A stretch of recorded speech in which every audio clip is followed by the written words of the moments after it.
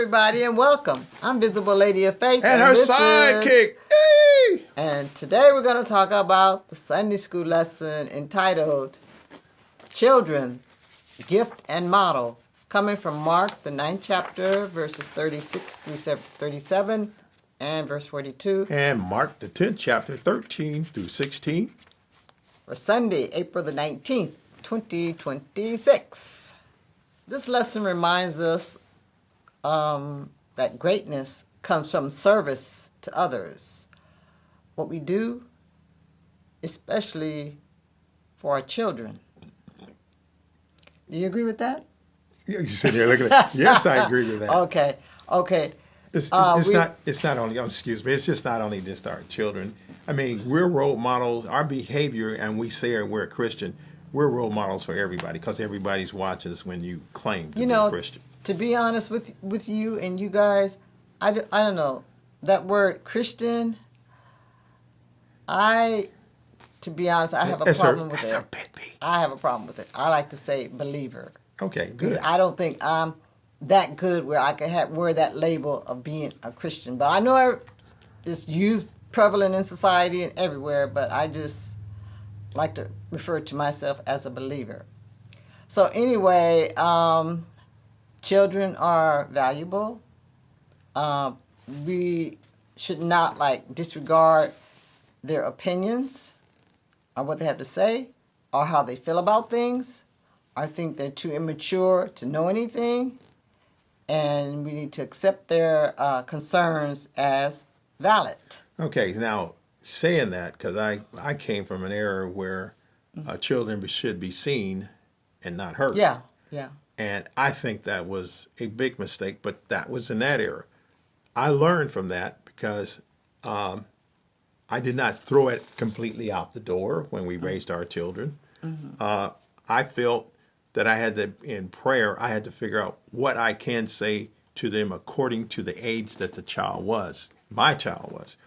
Because the answers that all the kids are now they're becoming more aware now. At an earlier age. So you have to pay attention to your child. So next generation, you got to pay attention. You need to be prayerful about it. Because, my grandson was talking about things that was very personal to him, and I just basically had to find the words to open up so I can find out what was going on. And he opened up, and so then we started talking about it, and I see that he got comfortable. Did you get comfortable, or were you still kind of uncomfortable talking about? Oh, me? Yes. I'm at the point now, I'm old, and I have a license to take my filters off. Right. So I can say what I want to say. That's true, yeah. And once you get old, you don't have any filters. You can't say the filters kind of drop off. Right, you can say what you want to say. But it's one thing is I'd say from you that you say, husband, say it with love. And say it with love and encourage them. You don't want to discourage people. Yeah, that's right, yes. Yeah. So how did Jesus treat the children? With respect. He treated them with respect, right. Yeah, and he treated them like they were human beings. Right. Yeah. And what they had to say was valuable. And that is the point right there. And important, Yes. Yeah. Because that's the way we spoke to our children. Mm-hmm. And we wanted to talk to them and let them know that we didn't want them getting curious and letting the world teach them. We wanted to get that information from the home, not in the streets. Right. I kind of fell short in that area. God, she always likes to keep confessing that. But we only can do what we know. What we know. I keep telling her that. That's right. Okay. Yeah. But the thing is, we have to turn them over to God, because I am a proud father, because we have 4 children. All of our children has a bachelor's, degree. That's great. Mm-hmm. And that's the path they chose. But now their eyes open up, and they said, they made the statement, I could have done this and saved myself some money, and I could have picked up some books and just started reading. That's true. That's what she said.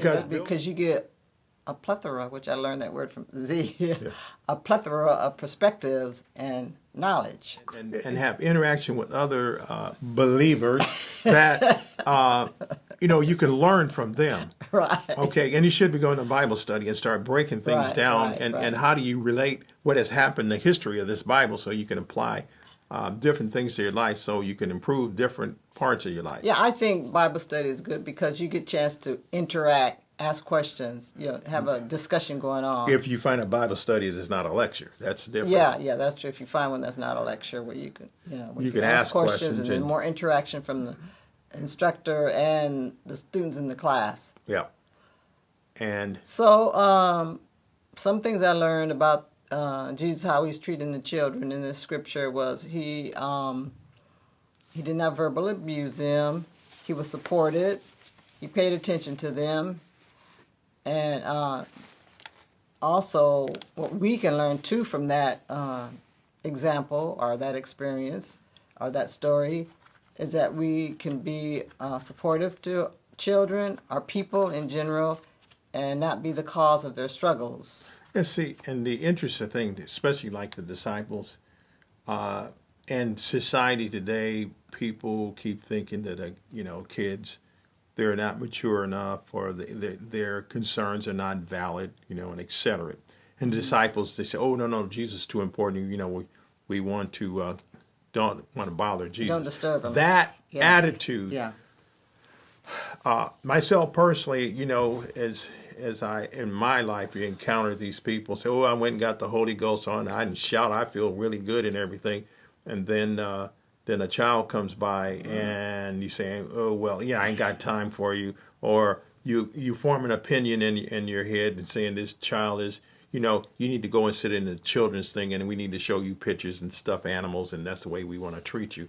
No, we should not do that to them. We should stop and be patient and listen to their concerns. Mm-hmm. And when you develop those skills with the children, you'll find those skills will translate to some adults. Because some adults, they're too afraid to let you know. And I'm going to give you a quick example. I was looking at this one channel. I think it's neat. This guy's walking around, asking just simple questions. And I thought it was so funny, asking this grown man, what is 3 plus 3? And he said 12.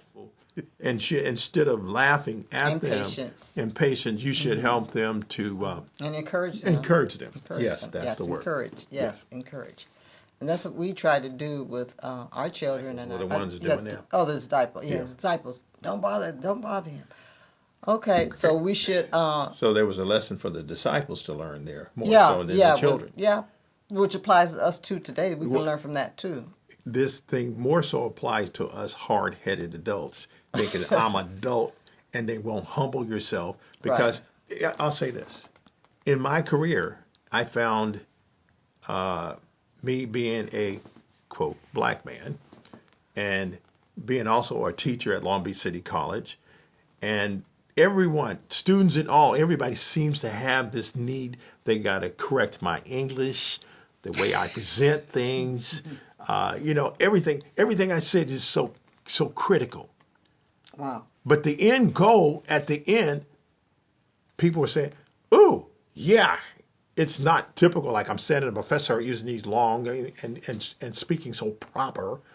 My point is to get the education to them, get the knowledge to them. Knowledge, yeah. And guess what? And when they finally got past my color of my skin and my dialect and the way I pronounce words, they said, "Wow, I've learned something." We should also nurture children, and we one share another. our expectations with them for them. Like when our children were growing up, we stressed or emphasized education, but not just getting an A in the class, but getting the knowledge. Because the knowledge is more valuable than a grade. Yep. Yeah, a grade. Because you get a grade or A doesn't mean you got the knowledge. So we stress knowledge with them. And we're in a proven society. If you go and look for this thing, people, there's common questions in like 3 plus 3. There's a lot of people just don't know the answer to that, and that's something to think about. I don't want to discourage them, even though the person looks like they're 40 and 50 years old and don't know the answer to that. But still, they need to encourage them. Go and look at it, and you'll see. But it's not something you want to laugh at. It shows It shows you where the level of education across the globe that people they like to pretend that they know stuff, but pretending doesn't make you know it. Right. And just saying, "Oh, I'm the smartest person in the room," that don't make you the smartest person in the room. It's just words coming out of your mouth. So, and people need to start looking at the person's action and behavior as opposed to what's coming out of their mouths. And I think we should communicate with children, listen to them, encourage them to express themselves, and not just get over there and shut up, you know. So don't forget they're humans too, and they have opinions and perspectives, and even if they may not, you know, quite understand, but we don't understand everything. So also, we try to give our children like a solid foundation that will follow them throughout their lives. Yeah, but it's a thing that we also should too, that we kind of miss, but we kind of like now we've caught up with it, is the word confidence. It's hard to teach it, but you got to figure out how to build that confidence in your child, and not a false confidence. It's interesting the way this group of people that sits up on the hill, and what they were doing, they were changing the rules of the leagues and everything so their children could compete. That's a false sense of confidence that you're sitting in your child because you have better by losing and what have you. To make a long story short, it was football, and these kids, and they had everybody in that area believing that the high school they were feeding in from this Pop Warner, they were a powerhouse. And I just so happened, I happen to be in that area, but I'm in the Long Beach Poly area. And when they told her that Poly, I'll say it was Palos Verdes up there, they said they would whoop Poly. And Lakewood went over and beat them by 66 points. And they have the confidence, and pretty soon when they run into a stone wall, just like Hitler with Jesse Owens, he had to come up with, he's part animal and everything, and that kind of thing, because he outperformed the white sprinters. So you can't lie and cover up stuff. You can't Plus, it's do teaching that. them how to cheat and not make progress honestly or win honestly. It's a false sense of confidence. False sense of confidence. It's you can figure it. That's the whole thing, and that's what the whole thing about our society. When one group don't like another, just won't sit and take the time to get to know one another, and each if we would take the time to get to know each other, like they say fellowship in the church, get to know and associate with each other and exchange cultures and talk, it would strengthen everybody, and the level of intelligence would continue to rise, and good things are going to happen. But if you want to segregate and everybody's a winner, when you lose, you're gonna crash bottom, hit the bottom. So anyway. Okay, with that being said, I think we'll bring this discussion to a close, and I hope we said something that would provoke thought, and we'll see you next time.